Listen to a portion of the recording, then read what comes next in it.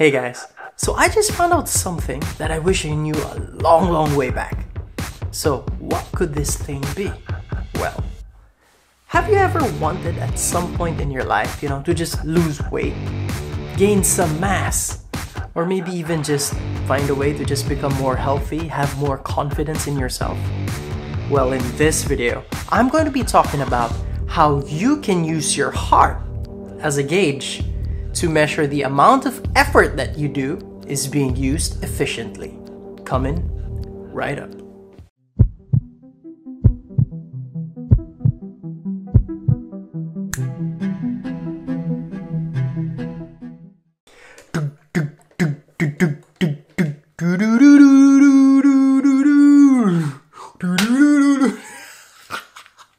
I just find it cool with the lights. So now I can't replicate the first scene that I did with the lighting, but I think I made a better light effect here. Half blue, half red. Damn! So let's jump into this, right? So, I just keep saying, so, it's not coming. Hey guys, Aman here, and you're watching Heart Limits. Well, what I'm talking about is numbers. Numbers, so many numbers. Okay, that's kind of weird and creepy right now. Well, by numbers that I'm referring to is actually a concept that some of you might already know of, which is called heart rate zones.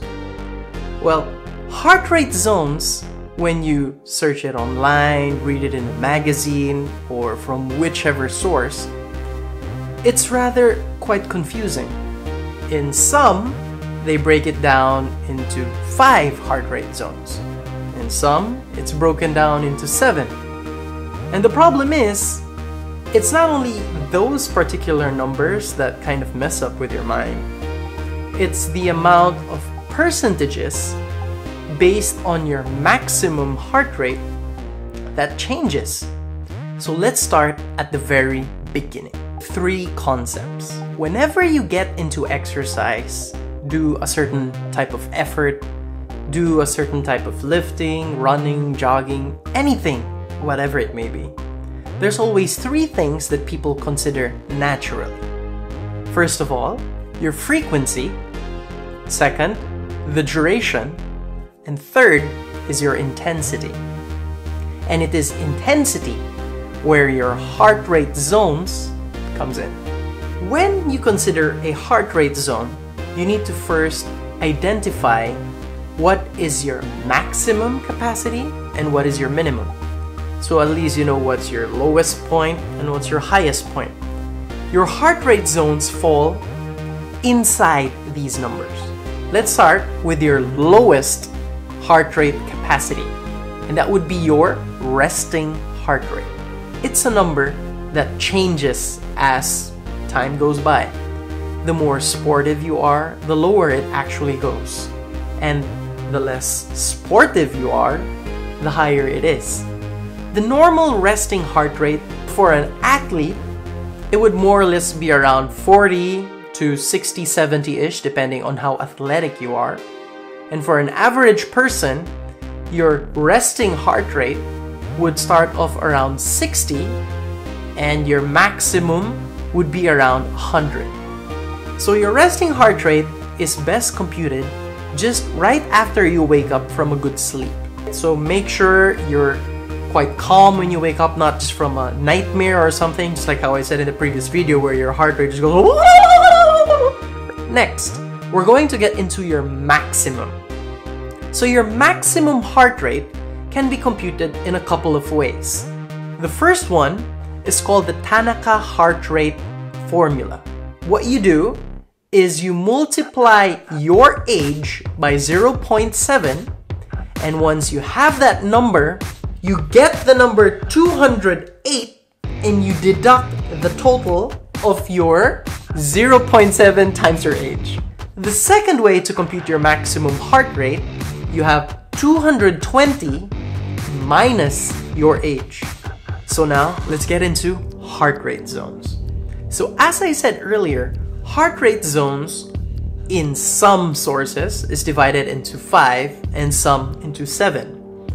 Well, let me make your life much simpler by just dividing it into 4. And in my experience, working on these 4 is actually the best way to attain what you are striving for. The first zone emphasizes more on recovery, reducing your chance for chronic disease. The second zone emphasizes more on fat slimming efforts. The third zone is more for increasing your endurance. And your fourth zone is for doing your burst of power for short periods of time. So let's get into this. Zone number 1, the health improvement zone. So in this zone, we are going to have to make our heart exert effort at 50 to 60% of our maximum heart rate. In this zone, people usually do simple tasks such as walking or, even being on a bike, cycling. This zone really improves how you would call your recovery state. So lots of people, once they've exerted a lot of effort, they had a tournament before, or they just want to have some type of fitness, be healthy. This zone is a good zone for doing the most standard, basic ways on how to keep yourself healthy. Frequency-wise can be done daily, and people normally work this out for around 30 minutes a day, and some athletes even use this zone for long durations. An athlete would cycle for 2 hours to 4 hours. Zone number 2. Now this zone I would call the fitness zone. This zone requires you to work at 60 to 75% of your maximum heart rate, which is actually the best heart rate to work at if you want to lose your weight. So maximize your slimming efforts, right? Get that sexy body burn, baby, burn! Frequency-wise is to work out for at least 150 minutes within a week. Zone number 3. Zone number 3 is called the performance zone. And this zone is where you exert the effort of 75% to 85% of your maximum heart rate. So now this zone emphasizes mainly on your endurance.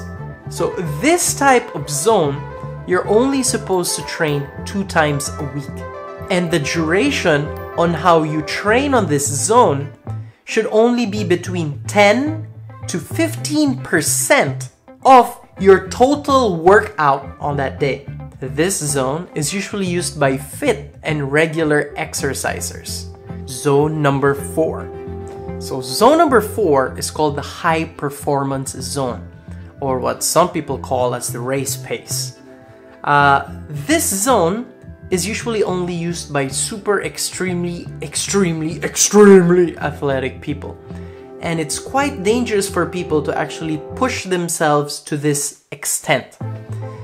Normally, people just put this in their daily routine. Not even daily, they would only do it, twice a week, and only include it at 2 to 5% of their whole routine on that day.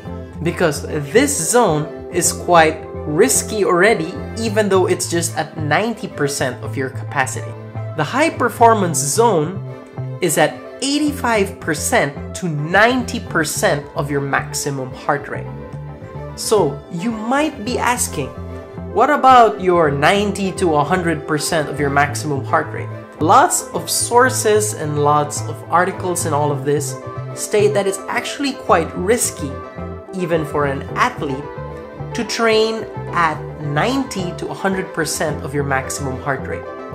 It does more bad than good, and you can already attain the same results by working at 85 to 90% of your maximum heart rate.